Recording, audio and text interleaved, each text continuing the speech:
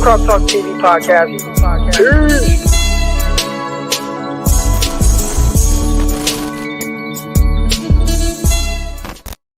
Welcome to the San Francisco 49ers Morning Show. I'm your host, former NFL and NFL defensive back, Eric Crocker. And on today's episode, man, we are going to get into some DeForest Buckner comments and really kind of my initial thoughts when the trade went down and kind of how I thought about the whole thing and what I would have done in that time, which I guess it doesn't even matter because, I mean, we're a year removed from all that. And also, Julian Blackmon, safety for the Colts, he just got hurt. I saw it pop up on my phone.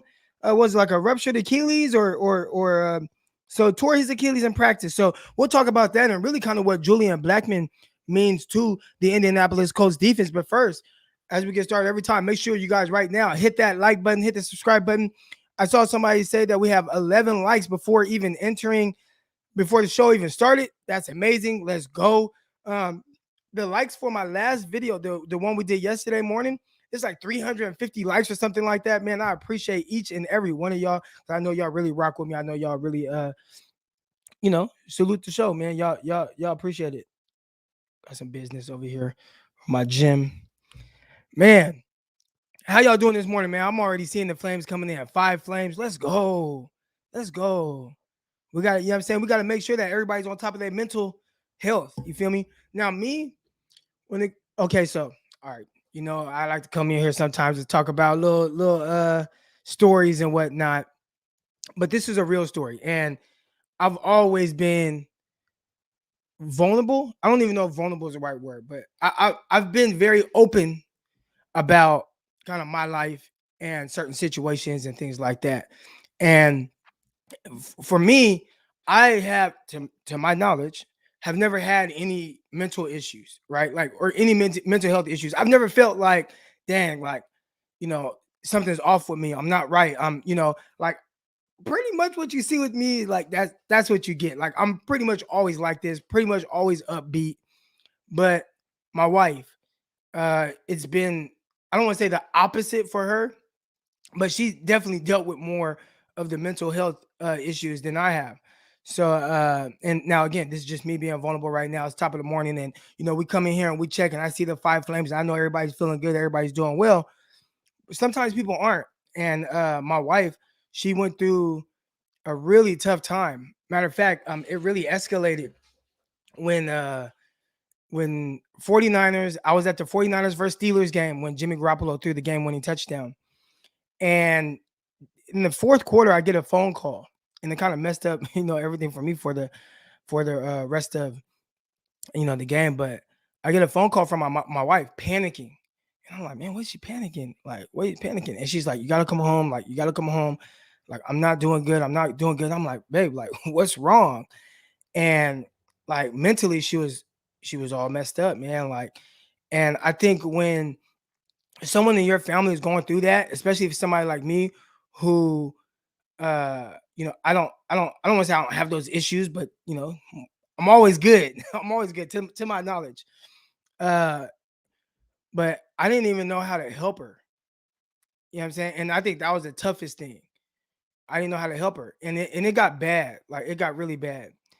And that was something that it almost made me closer because I had to start being more aware and paying more attention to, how my wife was doing. So that's why a lot of times, I come in here and I check on y'all because I know what it's like to, her thing was, and I guess she had been kind of going through it for a while, but she didn't tell me because, I'm always somebody like, oh, you're going to be all right. Or, oh, you're going to be good. Okay. Oh, we just got to do this. Like, that's just my mindset. That's how I handle everything. Like, I know I'm good, but everybody's not like that. Everybody doesn't react the same way I do. And clearly my wife doesn't. So for a while, she was putting off telling me how she was feeling until it got unbearable. And she was scared that I would like leave her and stuff. And I'm like, why would I leave you because of that? But people, you don't, you don't know. And I don't know. It's hard for me to, I can't relate to what she's going through.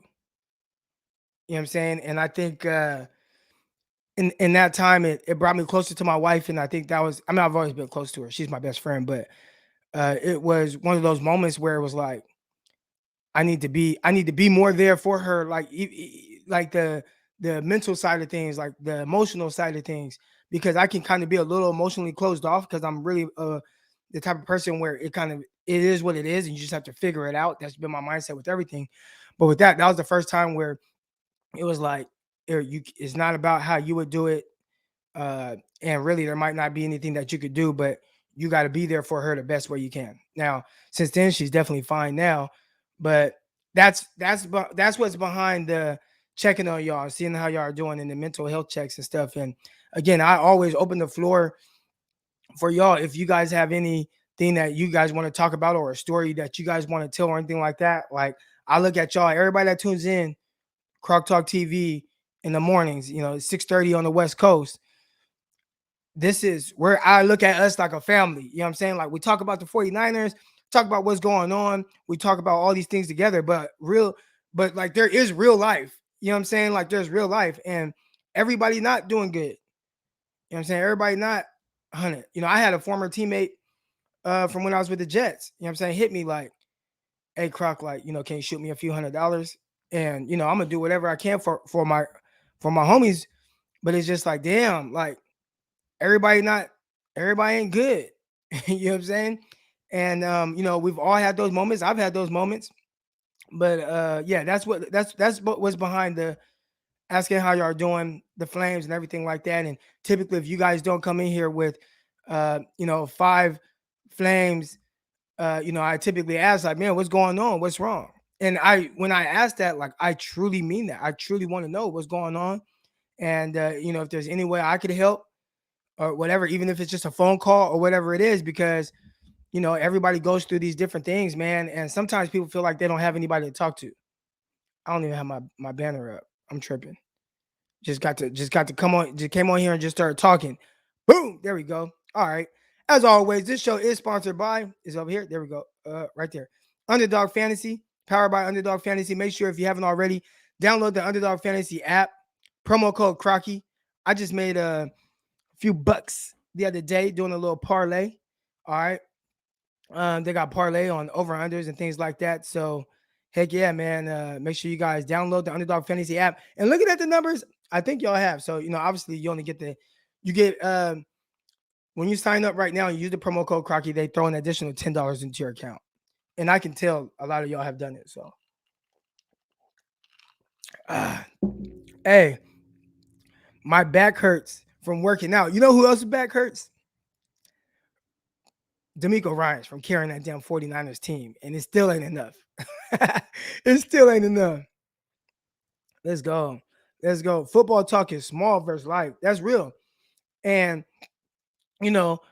I have this platform to talk on here. And I could talk about whatever the hell I want to talk about. So, yeah, we're going to get into football. We're going to get into 49ers. We're going to get into DeForest Buckner and the trade and kind of my thoughts on that. And obviously, I'm going to bring y'all on. But, sure, we can talk about life, too.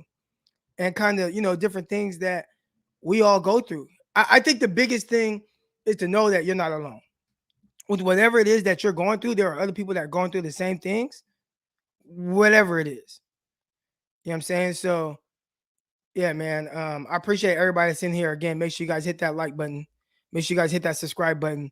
I'm gonna always be real. Y'all always gonna know exactly where I'm at and the different things that I go through, because I'm gonna be some source of some resource to whatever it is. So I've had people reach out to me and partner with me through this morning show. Since this morning show started, gonna have the merchandise popping up, and I'm really excited about that.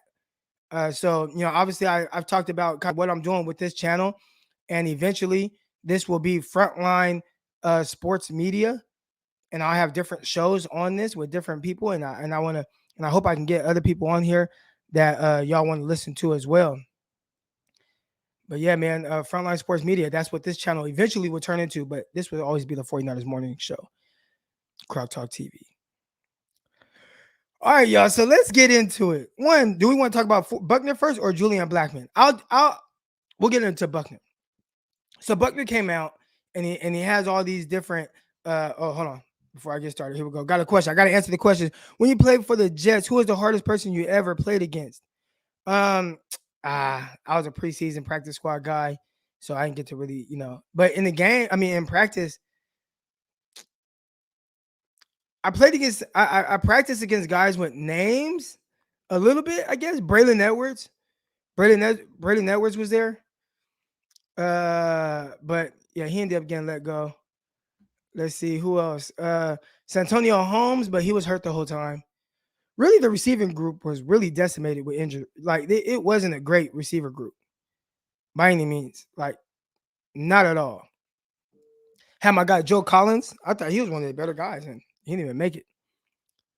Thomas Mayo, another guy.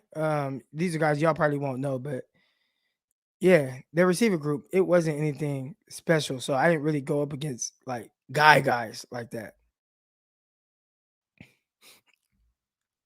Crocism, the belief in being real. Hey, 100%. I I'm from Northside Stockton, and if you fake, like people they're gonna see right through that. You know what I'm saying? So like to me, I don't know anything other than being real because I know there's people that they know me. There's people that are watching this right now that probably know me. So I'm always gonna keep it real, like with whatever the situations were. I wasn't like, no gangster growing up or nothing like that, but I grew up around it and I understand it and I understand what I was and what I wasn't and my path and certain things I went through, man. Like, and I had some, just like y'all, like tough times, shoots. And I think my attitude as far as things, it is what it is. It probably started when I was 9 years old. When I was 9 years old, I found out I had a different father than my brother and my sister. And that was tough. And that was one of those things. I remember my first question was like, "Does that mean that they're not my brothers?" And my mom was like, "Nah, like they're still your brother and sister." So, and then I think from that moment it's just like, man, stuff is what it is. You can only, you'll never see me stress over things I can't control. So that's one thing I being real and not stressing over things you can't control. Like, there's no point in doing that. So, but yeah, being real, that's all I know, man. That's all I know. But what's up, man? I hope y'all doing good, man. I hope y'all doing good. We're gonna get into this DeForest Buckner and the trade. All right. So let's talk about kind of leading up to the trade, like kind of what happened. And you knew that, okay, their contract talks between DeForest Buckner. You had Buckner contract talks. You had Eric Armstead, his situation. I believe he was coming off of a 5th-year option. And they were basically both, kind of set to low-key kind of become free agents. And I think when it came to DeForest Buckner, there was that kind of thing around it where it's like, how much money is he going to want? How much money is he going to need? And it was never, I had never had any doubt that they were going to bring back DeForest Buckner. I don't think, I don't think and I'm pretty sure you guys can speak on that as well. Was there ever any doubt that DeForest Buckner would be a 49er forever? I didn't have any doubts about that. But it was crazy, man. Like, obviously contract stuff going on and we only know so much. And then I just remember like the morning he was traded, or it was the morning Armstead. Yeah, because Armstead signed. And I just remember seeing somebody say there's a big trade happening. Right. I remember it. And I don't know if you guys remember this. There was a big trade happening. I saw that pop up on my timeline on Twitter. And I'm like, damn, because this is right before free agency. I'm like, damn, who's getting traded? And then I saw a random person, random as hell, was like, DeForest Buckner might get traded. And I'm like, DeForest Buckner, get the hell out of here. So I'm thinking like, oh, this is just somebody trolling, And then the 49ers signed Armstead. So then that was when they signed Armstead. And I'm like, could Buckner really be on the move? And I never in a million years thought that was something that would happen. So the day goes on and boom, DeForest Buckner, he's being traded to the Colts for the 13th overall pick. And I'm just like, what? This is the reason why I was so like kind of shocked by that whole thing. DeForest Buckner exemplified everything that the 49ers stood for, everything that they were trying to build, what it was that they wanted, what they wanted in their leaders. 49ers have dealt with a lot of injuries. He was not one of them, right? He was a guy that continued to, somebody said, what's in your cup? It's just orange juice. It's just orange juice. And I don't even know if I should be drinking it because I feel like every time I drink it, I'm a little congested. But anyways, I you know, Buckner exemplified everything that they wanted in their players. So it's like, the consistency, all pro player, Pro Bowl player, just leader, doesn't miss games, everything that you want him to be on and off the field. So it's like, how do you trade him? And I get it. I get it from a contract standpoint and trying to make things work and not making things work and all that and trying to figure out how to maneuver around the cap. So financially, what they did, I guess it made sense. But I just I never could fully get behind it because it didn't make sense. Now again, getting the 13th overall pick and being able to draft, in my mind, CeeDee Lamb, it made it kind of worth it. So the trade happened. Couldn't believe it. But now moving on. Wow. Now we're in overload mode, right? Because at the time, 49ers had the 31st pick in the draft. And now they got the 13th overall pick and the 31st. So now you're looking at it, which is a hell of a trade. Like, think about it like this. Like, how many times do guys get traded and you know what that pick is going to be? That doesn't happen often, right? Typically, say if Deshaun Watson gets traded right now, and he gets traded, and the Dolphins send some picks to the Houston, Texas. You don't know what those picks are going to be. Watson could come in and play if he gets to play and win a bunch of games, and they end up picking late in the first round or whatever it is for the next couple of years. A lot of times, you typically really don't really know what you're getting in the pick. But typically it's not high. Teams aren't really expecting it to be a high pick. The Colts said, forget this 13th overall pick. We want Buckner. And I get it. All pro player, stand-up guy. And they made the money work right away. Now, the 49ers said they would not have been, and Kyle Shanahan recently came out and said it, would not have been able to sign Armstead, Ward, and some of these other guys, right? And it's like, I get it, but come on. So for me to make sense of it, because you guys know I try to be the voice of reason, I want to make sense of this trade that's happening. You get the 13th overall pick. That's, if you do have to trade a player like that, that's good compensation for it. All right. A player that you feel, okay, well, we can keep Armstead, he's talented. So my mind, and y'all can correct me if I'm wrong, but my mind went to, okay, Armstead gets to play more of his natural position. They're going to put him inside and play him next to DJ Jones. And you got Bosa and you got Ford on the ends. And all right, terrific front. Armstead gets to play more of a natural position because he was a 3-4 end coming out of Oregon. And I thought he'd be more suited for a 3-tech, right? But now it's like, well, you can't have Armstead at 3-tech and Buckner at 3-tech, but Buckner's gone. So, okay, slide him in. He's coming off a season where he had, 10 sacks or whatever he had. So you're thinking, all right, like, I get it, save some money. You were able to sign Ward, who's playing at a high level, still playing at a high level. Able to sign Ward and some other guys. And, okay, I'm just making sense of it. But then they drafted Kinlaw. And I saw some people say, oh, they're going to draft Kinlaw. Like, no, they're going to draft Buckner's replacement. And I'm like, dude, you don't trade DeForest Buckner to draft his replacement, because one, likely you're not going to get that. So let's make it make sense for me. If you want to slide Armstead in there, like, I get it.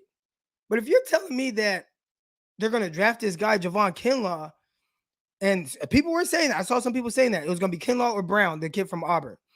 And I'm like, no, there's no way they draft an interior defensive lineman, slide Armstead inside. That's what they're going to do. And they're going to draft CeeDee Lamb.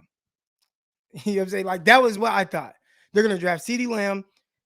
He was my number one receiver in that class. A lot of people were like, oh, he's not going to make it to 13. I'm like, I've seen weirder things. So I really wanted Minkah Fitzpatrick a couple years prior. And people were like, Minkah Fitzpatrick is not going to make it to pick 9. He made it to pick 11. All right. But I'm thinking, like, there's no way you just draft. And they did it. I was just as shocked when they drafted Javon Kinlaw as I was when they traded DeForest Buckner. It wasn't something that really made a whole lot of sense because likely you're drafting them there. You're probably not going to get that same level of production and productivity. So I'm not going to use a first round 13th overall pick on that. Now, there were some people that were like, well, because my initial reaction was I didn't like it. I didn't like that pick. Other people were like, oh no, it makes sense. You got cheaper at the position. You got Kinlaw on a 4-year rookie contract or whatever. And I'm just like, and then they drafted. They did draft Brandon Ayuk, who I like. I did like Brandon Ayuk. So it was like, okay. And this was almost like I remember the Solomon Thomas. I hated that the 49ers drafted Solomon. I don't want to say I hate it. Excuse me. Sorry, I don't want to be. I did not care for the Solomon Thomas pick. I did not want Solomon Thomas. But when they drafted Reuben Foster, I'm like, okay, well, they got a special player, Reuben Foster. We'll see what happens with Solomon Thomas. All right, like I can live with it. And that was kind of what happened here, where I did not initially like the Kinlaw pick. I thought that should have been CeeDee Lamb. But when they got Ayuk later, and I'm like, you know what? I do like Ayuk. And when I really dug into the film, I'm like, okay, I can see why they really liked him. So those things, that was me trying to make sense of it. And that's what I do. I typically don't, I try not to react in a way of the fan. And I try to really look at it. Sometimes I still do, but I try to really look at it through the eyes of the organization. That's what I typically try to do. So that was me trying to make sense of it. Like, okay, you get rid of Buckner. All right, you get rid of Emmanuel Sanders. Okay, you get, and all right, got a couple guys that are supposed to be able to come and plug and play. I did not know, and I see everybody talking about it right now. I didn't know about the arthritis knee. Now, what I did know about Kinlaw, because I have one of my former teammates on the Jets. He was a coach there. He told me that this should help him being in the NFL, making the money and things like that, because he's had a lot of different things kind of growing up and a lot of different, stresses on him, having kids, things like that. And, he had like a daughter or something at the time. And, just kind of his stresses of trying to take care of his family while being at South Carolina. And from day to day, you don't know which Kinlaw you're going to get. Like you get the highly emotional Kinlaw, or you can get an amazing, happy Kinlaw. And they just didn't know. And they had to try to manage that. I knew about that, but I did not know about the arthritic knee. Didn't know about that. And then how they kind of like try to brush it off. I try to give them the benefit of doubt. But then it hasn't panned out probably the way. Now, again, it's still, somebody said Kinlaw was homeless growing up. Yeah, Kinlaw had a lot of things, and one thing about stuff like that, when you go through things like that, and I talked about me finding out I had a different dad at 9 years old, right? So obviously I'm Eric Crocker, but really my biological father's last name is Johnson. So really I'm a Johnson. All right. But now I'm a Crocker. Forget that. Now you see it. All right. But you never know how those things can affect you. You know what I'm saying? Like you don't know how your upbringing and the way. All right, story time again.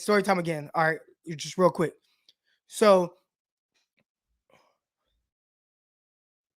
I live here in Arkansas, and I've gotten close to a lot of people in the community, and really a lot of white people. And it's crazy because coming from California, the way they talk about the South is like, oh, like racist and all that type of stuff. But I'm not like a person. I don't judge people before I meet them. Like I go off of my interaction with you. I don't go off of what other people say. So I came here with an open mind, and these people treat me like so good, man. Like they treat me so good. But I've been able to have some really open conversations with them because we're close, almost like family now. I love these people out here. And one thing that they don't understand, right? They don't understand how we live in California and Stockton, where I'm from. And if any of y'all know Stockton, California, or you're familiar with it, it's one of the most 10 most dangerous cities in America, right? It's typically always on that list every year. And when you grow up in it and you grow up like that, that's what you know, right? Like that's what you know. That was all. Growing up in Stockton was all I knew. And my circumstances, right? Whatever those were, the people I was hanging out with, that's what I know. So it doesn't seem uncommon. So, I've seen everything. I live right across the street from Valverde Park, and I've seen people get shot, stabbed, killed, everything. I've seen it all. Parties, I've seen it all. And they don't understand, and then even then, I've talked about how some of my things that I've done that I'm not proud of, but robbing stores and stuff like that, which nobody would ever think that I would do that, because I'm really not that type of person. But when you're around that environment and you feel, and it's just like, well, I'm just gonna do what I gotta do because that's all you're seeing, then you just have this different mentality. So going back, okay, Kelly Drive. Okay. See, I saw somebody get killed on Kelly Drive. No kidding. I went to a party there. I didn't want to go, but my sister wanted to go. And we were in the garage. This dude started getting beat up. He ran to the car, and all we saw was just the flames from the bullets, and you could just hear them all around you hitting the garages. I was terrified. I don't know if I've ever been to a house party since then. But anyways, yeah, a couple people got killed that night. But anyways, you don't, if you've never gone through that, or if you've never been around that, then you really don't know what's kind of going through that person's mind, or why do they react the way they do. So when you look at Javon Kinlaw and his upbringing, right, and growing up homeless or living out of cars, or whatever it is, who he has to take care of, there's a lot of people that can't relate to that, and they don't understand it. Like, they won't understand it. So when he's having his mood swings and things like that, or whatever he's going through, there are a lot of people that they will never understand what's going through his mind. And I try not to. But when it comes to the trade, and you're looking at the knee injuries and all those things, and it's just like, it better work, because that's a red flag, right? Coming into this with knee injuries, and not just knee injuries, you are a big dude. Now, I don't know how this, if it makes it worse or not. Maybe we have somebody that knows more about this type of things than me. But with being a heavier person, 325, 340 pounds, would that make it harder on an arthritic knee? If so, that's another red flag. And that's just not something that I'm willing to do, especially when I have Eric Armstead that I can slide into the 3-tech. Now, some of you guys might be like, well, why does Eric Armstead, and we're getting off on a whole other tangent, we're really supposed to be talking about DeForest Buckner and his return. But why does Eric Armstead play defensive end? I'll tell you why he plays defensive end on early downs, especially early downs. I was listening to a PFF podcast over the summer, and they were talking about how teams are going more to quarters, and the teams that are running more quarters, they want to have that. They're getting bigger up front, because when you're playing more quarters and you're playing more of a 2 high, that's less guys in the box, right? So if we have less guys in the box, then we are more vulnerable to the run, right? So what do we do? If we have less guys in the box and we're vulnerable against the run, what do we do? Well, we get bigger on the front. So you get a guy like Eric Armstead, and you keep him at end on early downs. So I'd assume if you watch the 49ers, early downs, Armstead is that defensive end. Why? Because he makes you more stout, and you can hold that edge against the run. And then on passing downs, he probably slides inside. I'd assume that's how they're using him. I haven't paid attention to like a T, but that's what I'm guessing they do. All right. So if that's that's why he plays outside early downs, but then slides inside. And with that logic, I like it. I like that logic. I like that idea of being big against the run, but not at the expense of, well, I'm trading Buckner away to get Kinlaw at 13 when I could have had CeeDee Lamb. And I can say that because that's what I wanted. I wanted CeeDee Lamb. I could have had CeeDee Lamb, but I trade Buckner and I get Kinlaw, and he has his knee injury, and we're trying to like make it, and we've been banged up, and we've had these injury issues, and we've been one of the more injury prone teams in the NFL. And I'm gonna draft a guy with a bad knee. I tried to make sense of it then.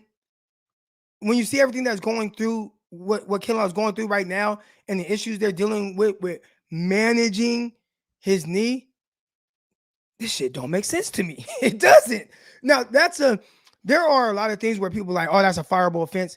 I think that is a fireable offense.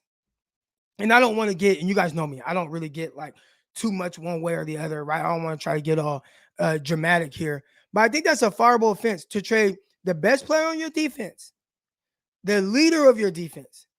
He's always healthy. He's always there. He's always productive. Your guys follow him. And you trade him to replace him with a guy coming in with a bad knee when you always have these when you have these injuries along your roster like that's one of those things I don't.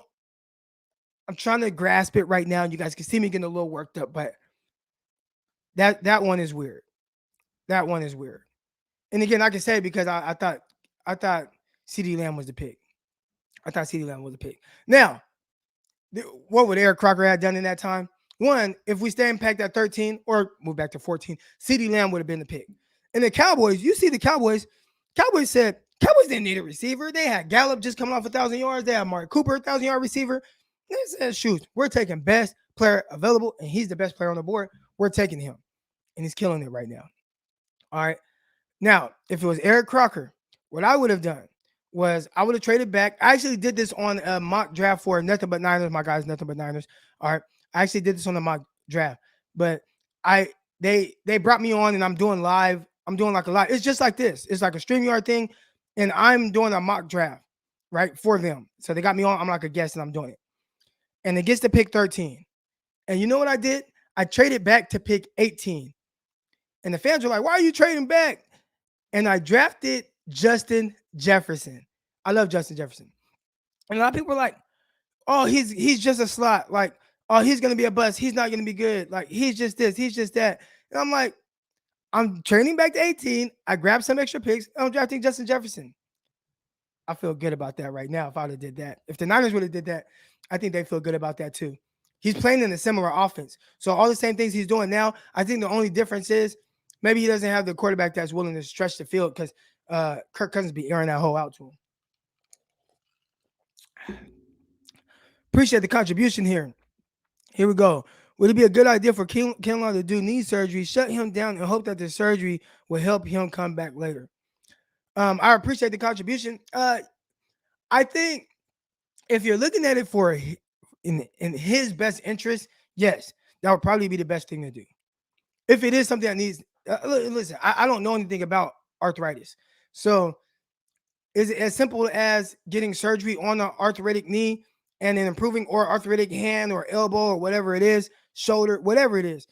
Is it as simple as I have arthritis and I can get surgery and then it just be better? If that's the case, then yeah, if that's best for him. Now, as a 49, if I'm John Lynch and Kyle Shanahan, I'm just trying to figure out how I can get him through the season playing. Because, again, fireable offense. I'm kind of at that point when it comes to that situation. Because you got rid of a cornerstone player on your defense, the leader, captain. He exemplified everything that you wanted on the field, off the field, in the community. Just always healthy, productive, everything. And you said, nah, let's replace him with a guy that has an arthritic knee. Now, we do get to keep, Ward. Now, here's the question. Who would you rather have? Would you rather have Buckner or, and again, it's tough because there were some moving pieces. They traded Buckner and then they used like another pick to kind of get up or whatever. Oh, they used the pick because they traded back from 13 to 14. And that allowed them to get an extra pick that they used to trade up to get Brandon Ayuk. So there were some moving pieces. It wasn't just. But would you rather have Buckner or would you rather have Armstead and Jimmy Ward? I think that's what it kind of comes down to. I still think they would have been able to make other stuff work. Fred Warner and guys like that. But it isn't just as cut dry as some people make it seem when they say, well, and I hope I answered your question. I appreciate the contribution. It isn't just as cut dry as people. Oh, you can make it work how you want. You can keep whoever you want. Because then I saw somebody put this on Twitter yesterday. Yeah, you can sign a Buckner and you can sign these other guys, but you will lose guys. Don't get it twisted. And the Rams, they've taken a big hit to their defense. Why? Because they got to pay guys like Aaron Donald and they got to pay, Jalen Ramsey, and they got these high priced guys. Somebody said, what does HO stand for? I hear you use it often. So it doesn't really stand for anything. I guess it's just something we call it. So it's I guess an object. So you could say one or two things, right? Or there's three ways. All right. So I always say air that hoe out, right? And I'm calling the ball a hoe. Or you'll hear somebody say air that bitch out, or you might air that thing out, whatever it is. It's hard for me to explain. I've never had to explain that. But yeah. Gardner's tool. Oh, here we go. Croc, what do you make of Kinlaw's cryptic instant message? I finally saw it this morning. I read it and I was just like, yeah, that sounds like he's probably very emotional. He's probably a very emotional person. And instead of just letting the business side of things kind of slide off, he decided to speak about it. Obviously he didn't go into details, but he's upset about something. Now here's the thing: sometimes these guys send these cryptic messages, and again, I appreciate the contribution, Phil. Sometimes they send these, they post these cryptic messages, and it doesn't mean anything. It could mean something about a business venture that he's going on, and maybe he got screwed by Crocs. maybe Crocs, they didn't send him the right amount of shoes or Crocs or whatever the case is. But no, I think one thing that these guys have to understand coming into the NFL is and I think Buckner understood this, and he kind of said as much. You had to remove whatever you think about the NFL growing up. It is not that. When I got released, I got cut because Joe McKnight, RIP Joe McKnight. Joe McKnight had a concussion, and Chris Ivory had an ankle sprain. And they needed a running back to go into that next game. And they couldn't put them on IR. So they had to release somebody to create a roster space. So that was how I got cut. And it's like, you can't be mad. Like, I wasn't mad. Like, it's the business. You know what I'm saying? Like, it's just a business. So I wasn't gonna post anything on social media. Oh man, business whack, or whatever it was that he said. Oh man, here, I'll try to find it real quick. Exactly what the message said for some of y'all that didn't get it, but it basically alluded to the fact that he wasn't happy about the business side of things. So here we go. Javon Kinlaw, let's see. He posted it to like his Instagram story.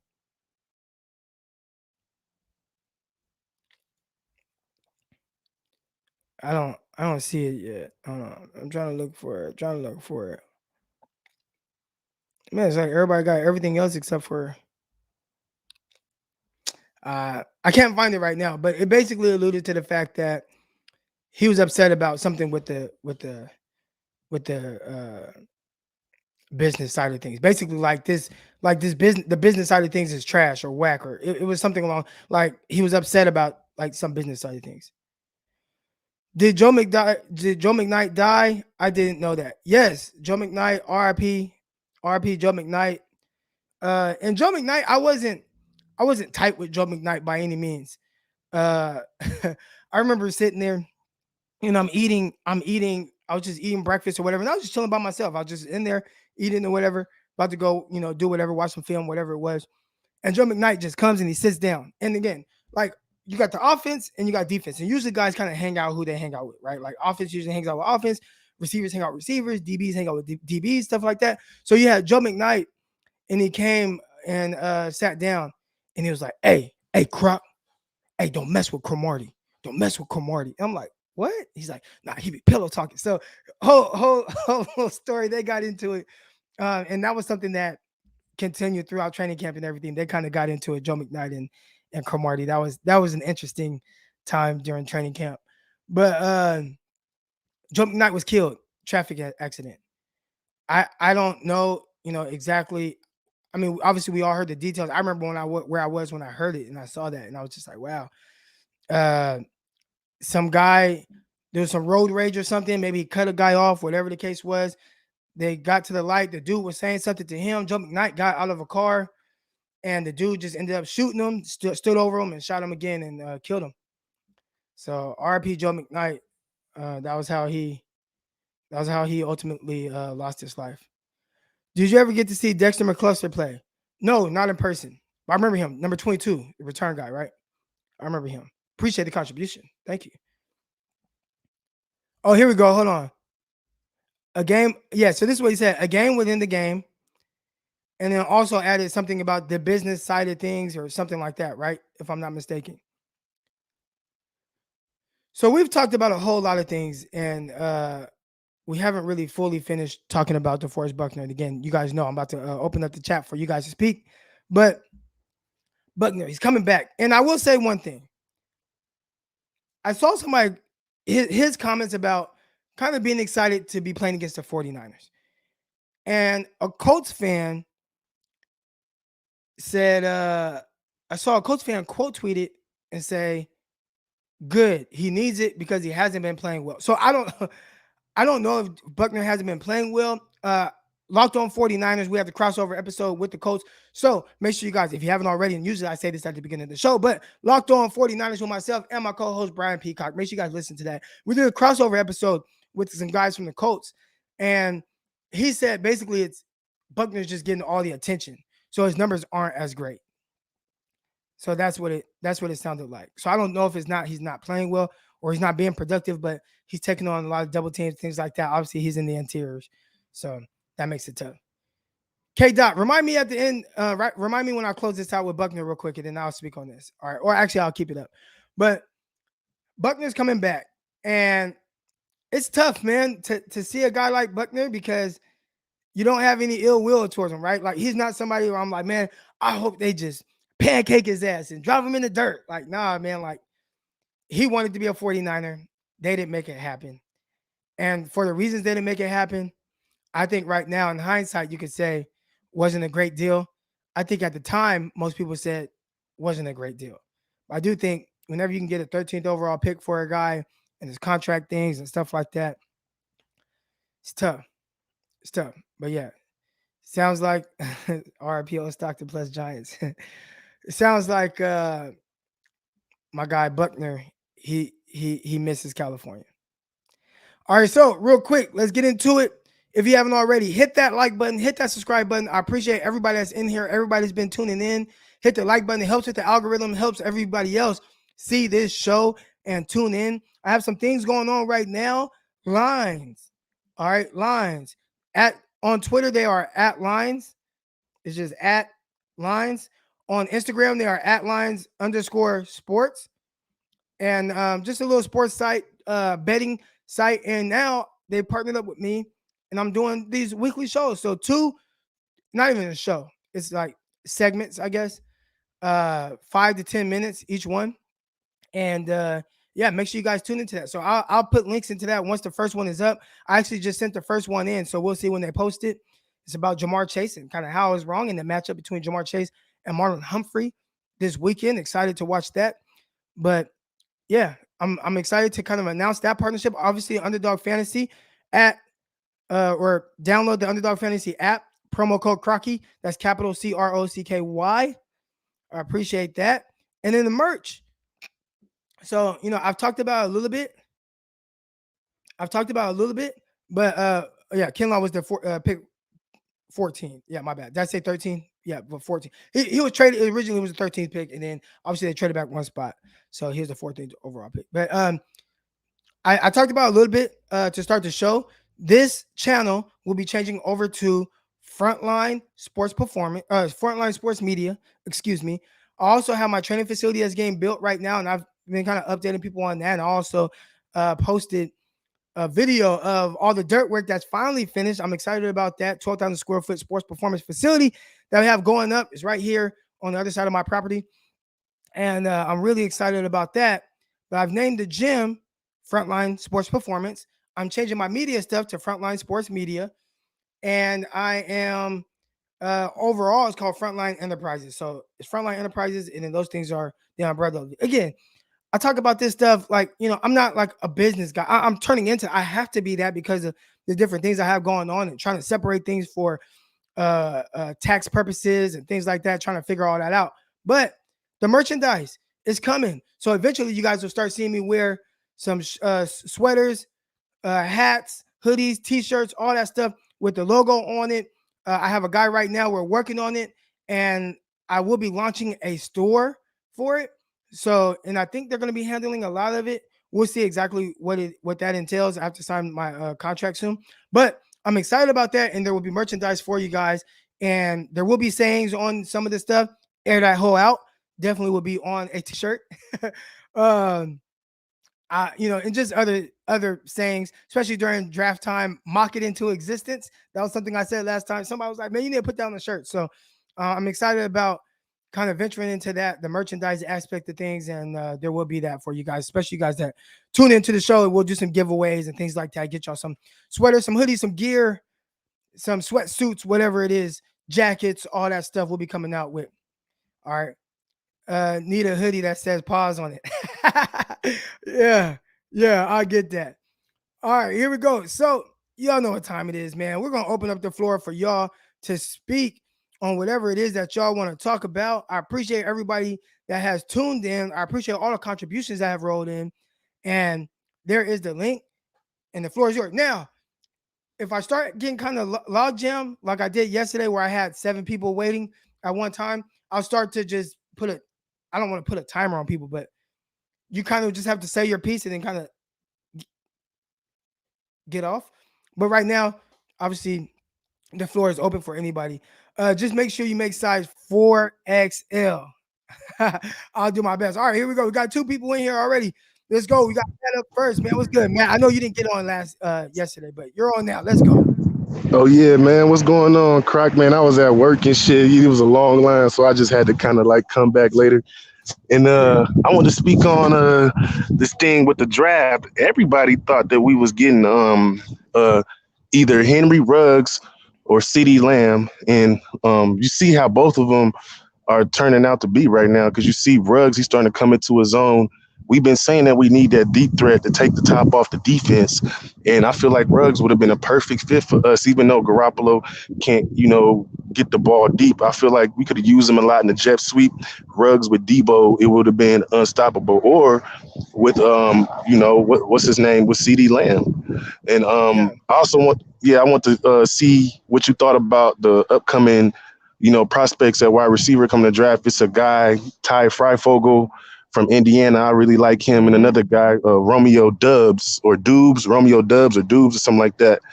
I forgot what he goes to I think one of those Toledo type of, what's the name of that conference? MAC. I think he like in a MAC or something like that. Yeah. So I haven't looked into him. Definitely I'm familiar with Freifogel, but I haven't dove into his film to be able to talk about what type of receiver he is. I know he had a big game last year against Ohio State. Was it? Yeah. Went crazy. Yeah. He had like 200 some yards. Yeah, because I was watching Justin Fields. And I think we could get him in like the second or third round, man. I like him, man. Because he's a bigger receiver. Speaking of big receivers, what do you think about Drake London? Drake who? Drake London. I never even heard of him. Okay, so Drake London, he is a receiver for USC, 6'5", 210 pounds, and he is going crazy. And when I say crazy, hold on, let me pull up his numbers right now. I mean, and it's like he's the only guy. He's the only guy right now on that offense. And I mean, so his background, he went to USC as a two-sport guy. So he was playing football and basketball at the same time. All right. Now, here's Drake's numbers over the last 4 games. All right. You ready for this? Yeah. Here we go. 13 catches, 170 yards. 10 catches, 165 yards. 9 catches, 130 yards. 16 catches, 162 yards. Man, he's going crazy. He's going crazy. Do you think he'll be able to be in the second or third round? You think he'll be able to fall to? Ooh. I don't know. But he's a guy like, when you talk about having that guy, he might not be a Shanahan's guy, right, from a pure separator, but when you're looking for a guy that just, above the rim guy, able to box guys out, plays big, smooth, reminds me a lot of Mike Evans. He brings something different that the 49ers just don't have. Has that basketball background, so he just does an amazing job of really positioning his body and making catches over defenders, man. Body control is terrific. He's one of my favorite receivers in this class. Now, depending on how he runs, he might just end up being a guy that gets drafted too high. But if he is there second round, he's one of the guys that I really like. Somebody says, Scouts, what question is commitment? And, I can see that, but I think he kind of showed his commitment to football by saying, I'm not playing basketball anymore. So I don't think that's something I would question. But yeah, man, Matt, I appreciate you having you on. I'm gonna have more for you come Monday. I'm gonna start looking into these receivers and really diving into some of their films. And but look up Romeo Dubs, man, or Dubs or Dubs or something like that. Look him up, man. He got nice speed and he's a big receiver too. He should be like there in like the second or third round, unless he just goes off and goes crazy. And his stock goes all the way up, but. I've been kind of looking into it because I like Ayuk, but like how you were saying yesterday, we need some big guys that could make contested catches, man. Yeah, man. And it's tough because Hurd was supposed to bring that aspect of it, but hasn't been able to see the field. But man, I appreciate you coming on, Matt. All right, man. Take it easy, man. All right, here we go. Next up, we got Dion. What up, man? Hey, what's happening with you, Crocky? You gotta give me one positive thing about you today, and it can't be that you woke up, because that's not really like. Obviously, like that's an overall positive thing, but that's not like I want. Tell us one thing about you that you're proud of. I have locked down a job that is paying me very well, my brother. It took me a while to get to this, and I'm very happy with the money that I'm making, man. I'm comfortable with that, and I'll probably go today and get me a new whip. So, yeah. All right, I might need to be getting a new whip too. I've been holding out. I drive a Dodge Durango. It's a Hemi, and I love my truck. It's a 2009. I love it. It's one of those like limited edition ones, and my alternator went out, so maybe I don't need to get a new car, but it might be time. I just hate car payments, and it's like I could have a new car. And I don't want the payments. And it's like as long as my Durango keeps pushing, man, he got the loud pipes on it. I mean, you can hear that thing coming from a mile away. I love my truck, but we'll see. But anyways, congratulations on locking down the job. Is it a job that you love? Do you love doing what you do? Yeah, man. I was in customer service for years, bro. I don't want to deal with people no more. I truthfully don't. So the job I do is basically back office.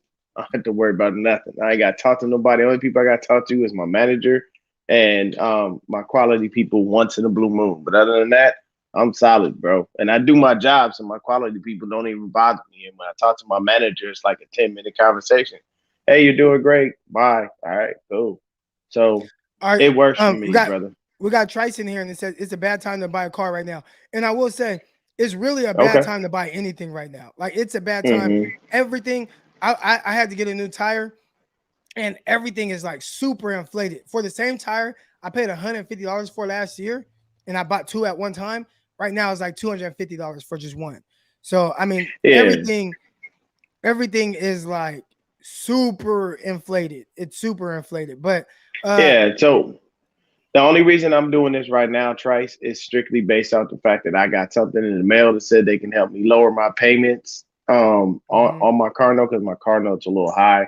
And then, you know what I'm saying, they basically are giving me a brand new car for lower payments, and they wipe this clean. So, if I had the opportunity to take advantage of like a little deal like that, then yes. Other than that, believe me, I'm extremely conservative. I stick with what I got. I ain't tripping at all. It works. And I used to be a mechanic, so I can do my own car work outside of anything that's too extensive.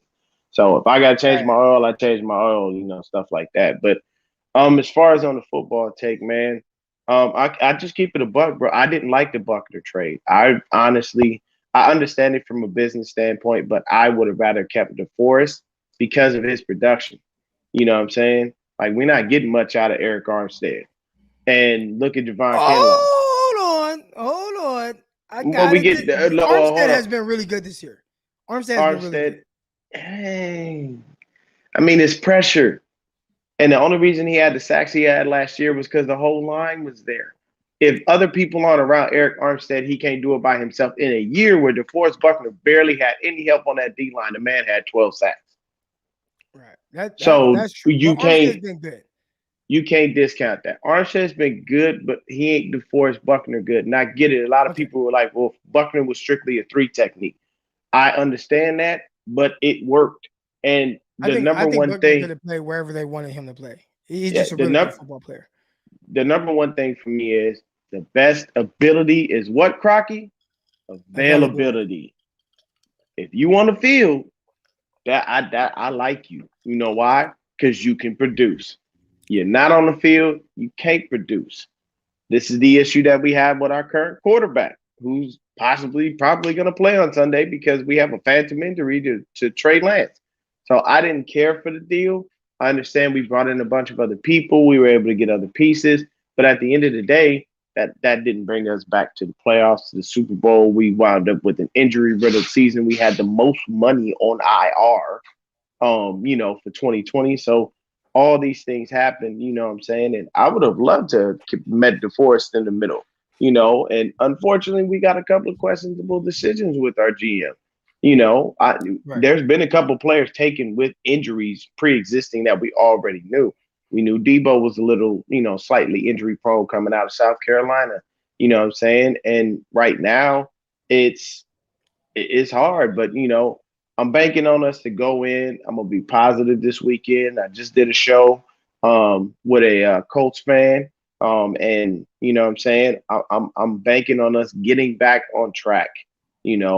Hopefully Kyle goes back to what made him his money: set up the run to set up the pass. Feed Elijah Mitchell. Feed Trey Sermon. Feed both of them. Don't just give it to Elijah, because his interview stated that he's given most of the reps to Elijah Mitchell. My thing is, bro, run a 1-2 punch. You've been running 1-2 punches all year, like ever since you've been here. So why not give him a little bit of Elijah Mitchell with the flash and then hit it with the bang, you know what I'm saying, with Trey Sermon. And then once they start getting tired of that, you can start hitting guys like Ayuk and Debo, and even sprinkle in a little Trent Sherfield here and there. You could do all these things, if you just go ahead and make that happen. But it all depends on what Shanahan wants to do. We'll see what the game plan is once everything plays out, and we understand that. But, I'm optimistic for this weekend that we can go in there and get the W, man, and just, come out with a win and feel good about something. I'm trying to be as more positive about the team. I know usually when I come on, people are probably like, oh, man, this dude again. He's negative as hell. No, by the way, I've been seeing a trend on 49ers Twitter about people being positive. Y'all know where that started.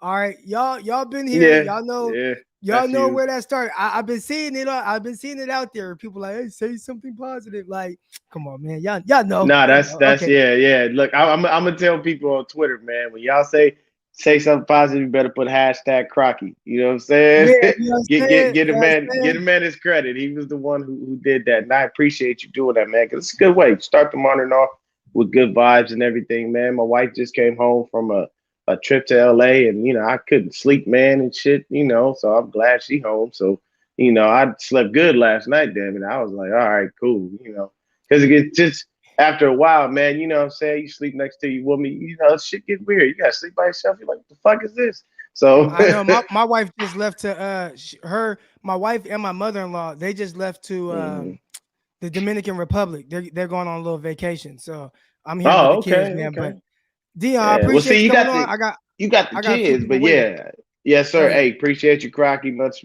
peace, love, and blessings to you, brother. Congrats on getting the dirt work done. Continue to build that facility. You know what I'm saying? Continue to manifest it, man. God will continue to bring you many blessings throughout your life. Have a good day, brother. All right, bro. And that was one thing. We're about to get my guy Niner Empire on. We got Corey waiting, and there was one other person, Jake B. I'm gonna get to all y'all right now. But Julian Blackman, I forgot to touch on this. We got caught up in the whole DeForest Buckner thing and talking about that. I knew I should have got to Blackman first, but Blackman tore his Achilles. And that's tough. I mean, he's a young, up and coming safety, one of the better players on their defense, especially in the secondary. Talking to the guys from Locked On Colts, make sure you guys listen to that if you haven't already. The Locked On Colts, Locked On 49ers crossover episode. But their secondary sounds like it's kind of bad. And it's really going to come down to, can the 49ers take advantage of it, right? Can Jimmy Garoppolo take advantage of a poor secondary? And we'll see. I think the tough thing with the 49ers is the receivers don't really threaten you. You have Deebo Samuel who wins. Deebo Samuel does it. Yeah, this is a home game for the 49ers. You have Deebo Samuel who wins, and they're able to get him the ball, and he's extremely productive. But, like, who scares you? And I don't think, like, when DBs line up across from any of the 49ers receivers, they're not scared. Now, can Deebo win? Sure. But that's the tough thing when you're going up against a secondary like this that's either decimated with injuries or they're just bad. And it sounds like even, guys like Xavier Rhodes is a shell of himself. And the 49ers, do they have the guys to really be able to take advantage of that? And we've seen that over the last couple of years where 49ers play against the Seahawks, and Seahawks have the worst pass defense in the NFL. And then they play against the 49ers, and it looks like they're all pro. You know what I'm saying? So 49ers got to figure out how to take advantage of a poor secondary. And, sucks that Julian Blackmon's injured. But, injuries happen. 49ers have dealt with a lot of injuries. Can the 49ers take advantage of him? And, really just a poor secondary out there. We'll see. Real quick, we got Niner Empire from DMV coming on. What's good, man? What's up? Hey, real quick, if you guys haven't already, make sure you guys hit that like button, hit that subscribe button. If you're not already subscribed, just the 49ers Morning Show with your boy Eric Crocker. What's good, man? How you doing today? Good. One positive thing about me, just pushing my brand, Niner Empire DMV. We're based out of DC, Washington, DC area, for all 49er fans, trying to get all the 49er fans together, watch the games together, and stuff like that. Oh, yeah. So basically, that's why I talk on the Twitter space with you sometimes, with Kirk and all of them, and Jesse. So it's cool, but like at the same time, it's just like, just trying to let people know that people on the East Coast are 49er fans, and they are passionate about 49ers. Because a lot of people think that they're like, oh, well, East Coast fans, if you weren't born in the West Coast, how you know about the 49ers? Well, I've been a 49er fan since '88. It was the first team I ever saw play. So that's the team I've been a fan of. That's just how I am. I'm loyal. I don't like the whole, when I buy jerseys, I don't buy jerseys with names. I get my name on it. I get them custom made, authentic, with my name and my favorite number on it, 32. So, because I'm never not going to stop being a 49er fan. So, like, a lot of these players aren't loyal, like the Jerry Rices, the Garrison Hearses, the Frank Goulds, the Steve Youngs, the Joe Montanas, people like that. Taylor. So, like, that's how I am. As for the Buckner situation, I didn't want to trade Buckner. I feel as though Buckner, like Dion said, and you said, Buckner was a leader. He was everything you wanted in a 49er. He reminded me of Brian Young. See, I'm a historian. I like all the old school players. The Brian Youngs, the Chris Dolmans, the Charles Halleys, the Lee Woodalls, William Floyds, the Tom Rathmans. Old school Iron Man football 49ers. Those were the players that believed in doing it the 49er way, and that was Buckner. And to get rid of him and then you replace him with Javon Kinlaw, you've drafted a person that was injured, that had an injury. So you're banking on him to come in, and he was a run stopper. DeForest Buckner could do everything. He could run stop. He was a pass rusher. You could sometimes put him on the outside. Eric Armstead benefited that year in 2019 when he got 13 sacks. He benefited from who was around him. Nick Bosa was a rookie, doing great. D4 was on the outside, doing great. DeForest is in the middle, and you had Eric Armstead. So, of course, they look good. So, the fact that they couldn't beat him in the middle, it's kind of hard to see them not. And then they, like when you asked, well, would you take Jimmy Ward, Eric Armstead, or DeForest? I'm sorry. Jimmy Ward has not given me enough to be like, man, he reminds me of Deshaun Golson and Dante Whitner. No, he's not a playmaker. We need playmakers in DB. We don't have too many playmakers. Like, and especially at safety. Like, how many interceptions has Jimmy Ward got since he's been with us? 2? I think 2. 2. Javonte Todd has how many? 1. Exactly. If you got to think about it, offenses are not afraid to go deep. Jimmy Ward, every time when there's a bad situation, go to the Cardinals game. How did Hopkins how did D Hop catch him? He was there. He didn't even make a play on the ball. He watched them catch the ball. I'm like, just make a play. I don't care if you hit him. Make a play. He just stood there. Okay, just gonna let you catch it because you be out. All right, that's what I'm saying. I would have kept DeForest. DeForest was our leader. He was our leader on our D-line. And then once DeForest left, Fred Warner, I told you yesterday, Fred Warner became the leader next. So just think you had Fred Warner and DeForest Buckner. With DJ Jones, DJ Jones, Nick Bosa, D Ford. I'm fine with that. I would have traded Eric Armstead. I would have let Jimmy Ward go. Because I'm like you, I wanted Mickey Fitzpatrick. I don't know why we didn't get him. I was banking on us getting him. I was like, we need a safety. We need somebody to come in and make an impact. Mickey Fitzpatrick gonna be nice. We ain't get him. I'm like, yeah, a lot of stuff falls on John Lynch. Because if you think about it in that 2019 draft, if you don't trade with the Buccaneers and trade back, you could have got Trishan Wirth. That handles your tackle problem. If you were so called that there were some McGlinchey's people not that paying, think that Wirfs. I think a lot of people thought Wirfs would potentially be a guard. but think about it. You didn't have a guard. You had Breskills. And he wasn't panning out like that. He did decent. But like I'm saying, you could have got people that was in. The thing about us, we talked about this on the Twitter space yesterday. You in the first, second, and third round, you're drafting people that's gonna make impacts. That's gonna come in and make an impact on your offense. You can draft your needs later in the rounds, but you gotta draft the best player. Cowboys, like you said, did it right. They went and got CD Lamb. Look at CD Lamb now. After his rookie year, he's balling. He came into his own. Jefferson. Only problem Jefferson got is he got Kirk Cousins. If he had Kirk Cousins, Jefferson would be balling even more. Yeah. It's sad. It's just the moves that we made in the draft and free agency didn't help us. You keep picking up cheap injured players and it's not panning out. And you're banking on this whole year was supposed to be we're gonna make it all the way to the playoffs, Super Bowl. Nah, because the people you re-signed were injury-prone people. Tart is an injury-prone person. Quan Williams, injury-prone person. Jason Verrett, yes, he gambled on himself, injury-prone player. D4, you had to reconstruct his contract, which is cool, but at the same time, back when you got him, you traded for him, and he was already an injury-prone player. He had one good season. That was the season that after that year, we got him. And he was the reason why Kansas City didn't go to the Super Bowl because he was all sides. But you traded for him. Quan Williams coming off of ACL injury. You picked him up, paid him money. He not even with the team no more. John Lynch's question about the players he's picked and the drafts he's picked. Solomon Thomas, come on, man. I agree with you with that. Solomon Thomas. I didn't know who the hell Solomon Thomas was. I just knew we was getting Deshaun Watson. I was like, we getting Deshaun Watson. I know we getting Deshaun Watson. If we gonna go in the season with Brian Hoyer, go get Deshaun Watson.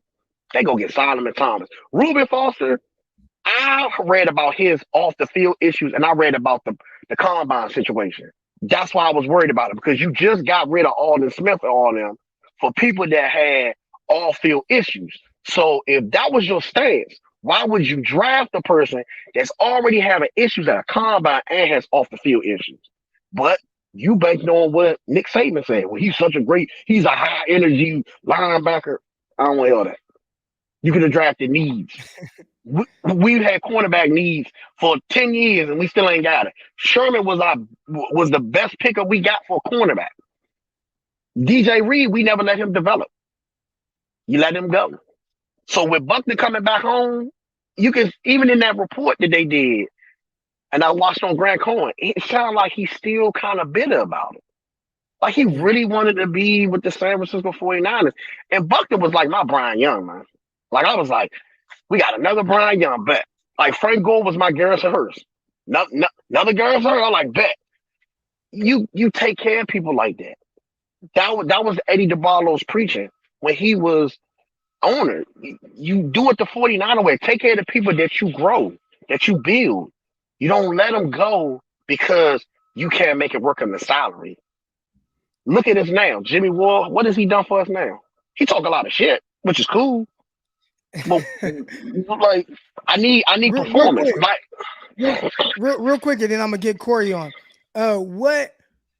What's one thing, and because I think it is so easy, a lot of times to point out the negative, and I like that you came on and said something positive about yourself, and I'm gonna try to continue to ask people that just kind of put some positive vibes in the air. But real quick before you get off, what has been your favorite move by Lynch and Shanahan?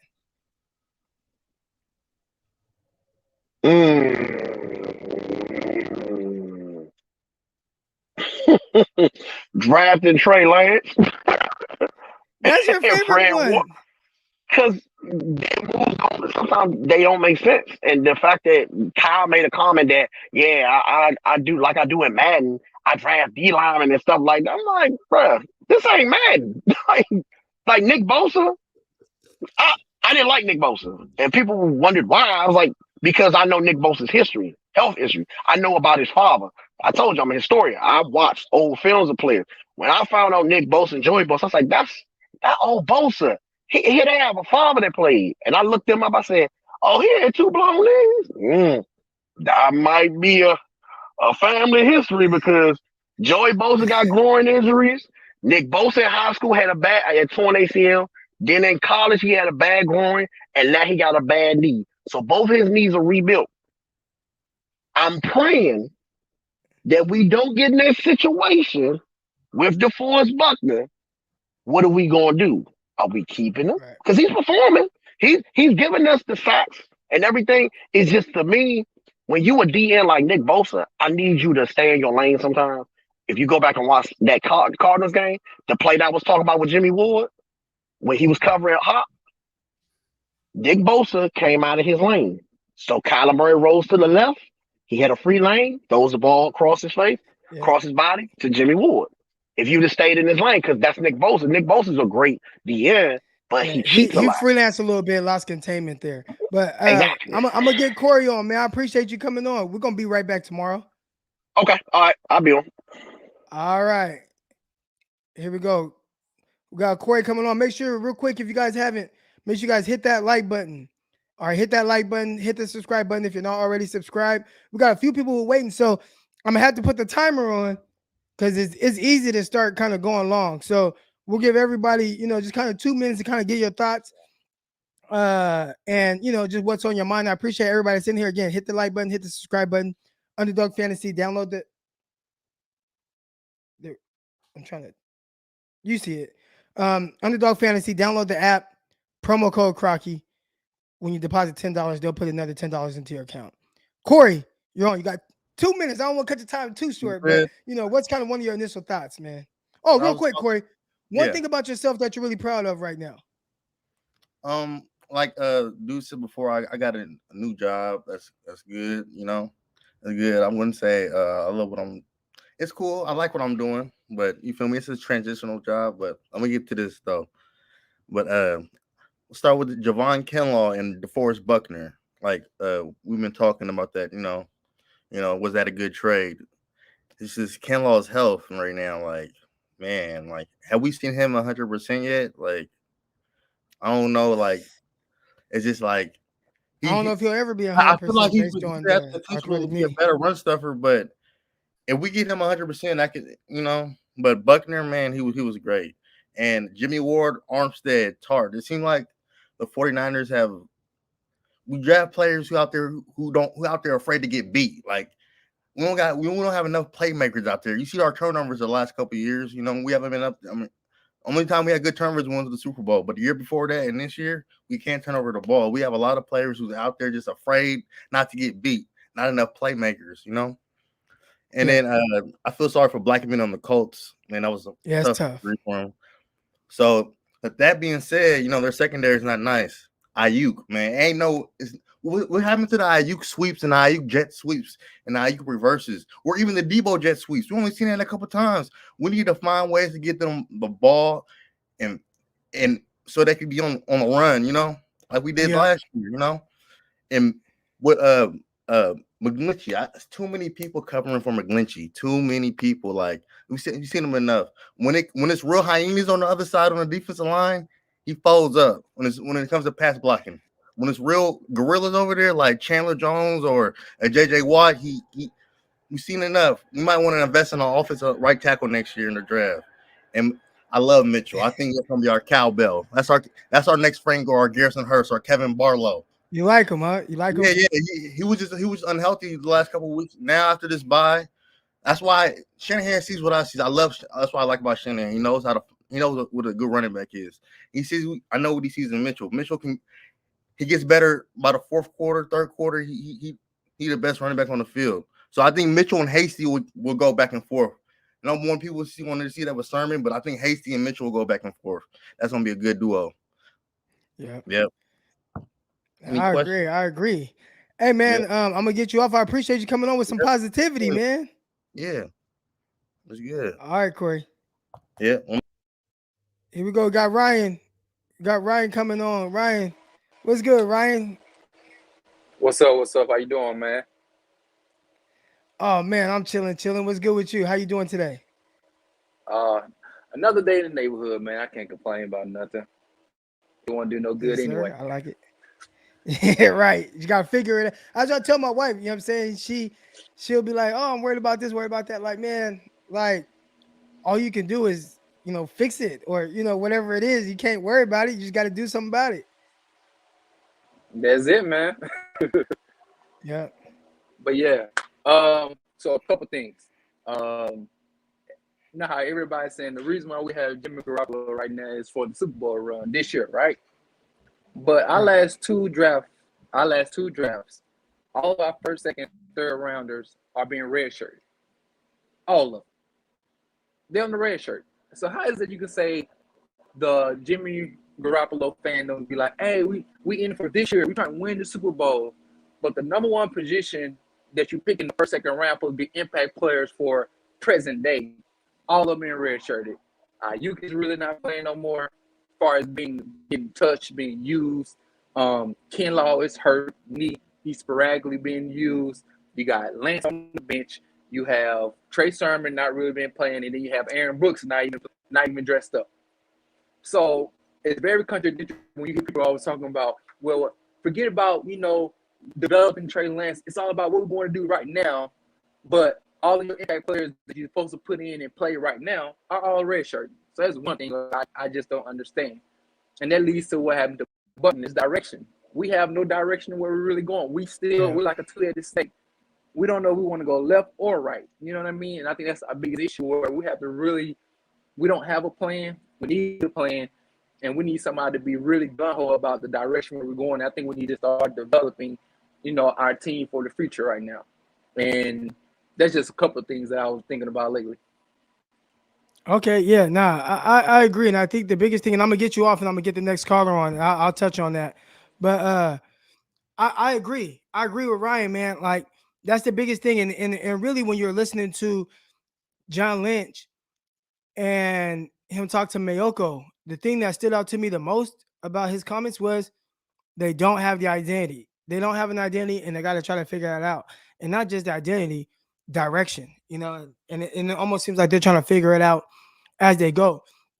I think most of the time you typically have a plan. You know what I'm saying? Like, and everybody in here, y'all know, sometimes whatever you plan, it don't always work out that way, right? But you continue to try to figure it out. Maybe that's what's going on right now, but definitely seems like there's no plan. Seems like there's no direction. And it's almost like we're trying to figure it out because really the direction should have been, just my opinion, hey, Jed, this year might not go great, but we're going to run with Trey Lance. We use all that capital. We're going to get him ready for 2022. And if that's the direction that you're going, I'm pretty sure people respect that. And you live with the ups and downs. You have a good roster around him. Maybe it results in wins. Maybe it results in some tough losses. But At least you have direction. Right now, it's like, what the hell are 49ers doing? All right, here we go. Rich, you're on. What's up, Rich? Hey, what's up, Croc?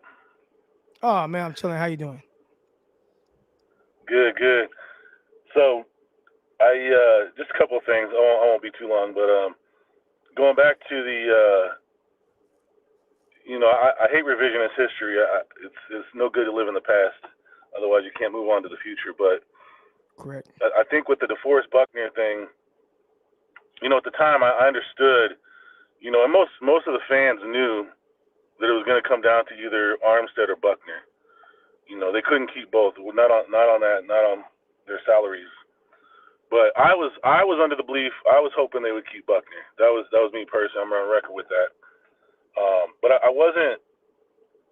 I think with getting the first round pick and everything, I could understand it, and I wasn't as frustrated. But I'm a little frustrated now with all these comments that are coming out, or some of the things that are coming to light now. The whole idea that he wouldn't be willing to meet them as far as his salary concerns is kind of irritating, really. And it's you can't go back and change the past, so it is what it is now. But and then the whole Javon Kinlaw thing, I'll be honest, that when they picked Kinlaw, my first thought was, okay, now they got somebody to kind of maybe not be as good as Buckner, but kind of help fill those shoes a little bit. And then I didn't realize, like you, that he had these knee issues. And so that really puts a damper on things. If you're gonna pick his replacement, you got to pick somebody that not only is talented, but you can't pick a guy. I mean, 49ers have millions and millions of dollars to put into checking in on these guys and finding out their health, and they should have known this. They would have had to know this, picking him in the draft. Yeah, they knew. They knew that there was something, or So he had an arthritic knee. Like that's something you have to know. yeah, and I think just touching on what the last caller was describing with the red shirt. I was listening to Grant yesterday. It sounds like there's a power struggle between Shanahan and Lynch, and that might be why Shanahan's not playing the guys that Lynch picked. It sounds like Shanahan might be maneuvering for a little bit more power in the organization. So I thought it was interesting thoughts. One positive thing I'll say about myself before I head out is that my wife still loves me. So that's definitely positive. I'm hoping that's but and then as far as just sharing one thought about me is the reason I'm a 49ers fan is because my dad was born in the Bay Area in Oakland, and so I inherited my fandom from him, and he passed away when I was 15. So I'm never ever gonna stop being a 49ers fan, because if I did, I feel like it'd be disrespectful to his memory. So anyway, thanks for the platform, man, and I enjoy listening to you every day, bro. Oh, all good, man. Thanks for coming on. All right. Big football game coming up, man, and tomorrow we'll get into kind of just my thoughts on the game and the direction of it, where I think the 49ers are going to go. Do I think the 49ers are going to win, lose? We've touched on a little bit, Locked On 49ers. Make sure you guys check out that Locked On 49ers with myself, Brian Peacock. Obviously, like I said, finally partnered up with Lines, at Lines on Twitter, at Lines_sports. Lines_sports on Instagram. They got like 50,000 followers on there. You'll start seeing some videos of me popping up on there talking about certain things around the NFL.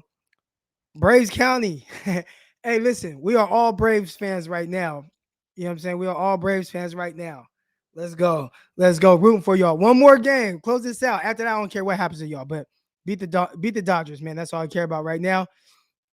I see my guy Nate Glizzy go Colts. Hey, Man, I hear you. This is a game, man. It's a big game. I'm excited about this game for the 49ers. I think that this is a big opportunity for the 49ers to turn that corner. I think it's a game that should be very winnable for them. We'll get into the Colts and what I think about them, but just kind of what I've seen so far, and I'm going to watch some more on them. They're stretching the field. They lost Paris Campbell. So Paris Campbell's another one. They lost, obviously, Julian Blackman. We heard about that. Paris Campbell's another one that they lost for the year. So Campbell, deep threat. They did just get back 13. Don't know why I can't think of his name right now, but you guys know what I'm talking about, the receivers. T.Y. Hilton. They just got back T.Y. Hilton, but they lost Paris Campbell. Obviously, Pittman is playing well. I do like the way that the 49ers DBs match up against the Colts receivers. They're going to lean heavy on that run game. And that running back, he's running that thing. That's where they're going to lean. But yeah, man, I'm going to be watching a good amount of Colts today, so I can have some more notes on you guys. And tomorrow we can really get into really just the matchup between the 49ers and the Colts. Can the 49ers win? We'll see. But man, I appreciate everybody that's in here. If you haven't already, make sure you guys hit that like button. Make sure you guys hit that subscribe button. I appreciate everybody that contributed. I saw one person say, "Hey man, get back to football talk."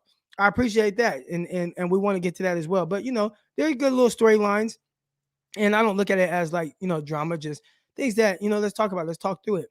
I hope everybody's mental health is good right now. Again, if you ever need anybody to talk to, hit me, DM me on Twitter, or message me however you can. I'll shoot you my number, and we can talk if you just need somebody to talk to. But until next time, tomorrow morning, 6:30 a.m. Pacific time, 9:30 a.m. Eastern time, we are out. Peace. Intercepted. It is picked up by Aaron Crocker. Over midfield, he'll run it all the way into the end zone. Touchdown. Crop Talk TV podcast. Peace.